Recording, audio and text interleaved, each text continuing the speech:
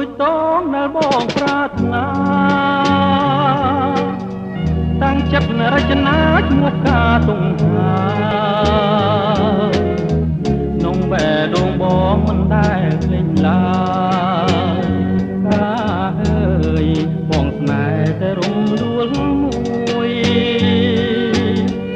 ការនៅក្រពុំចោលក្លិនរាល់ថ្ងៃបងមាននិស្ស័យត្រឹមតែទុំព្រួយ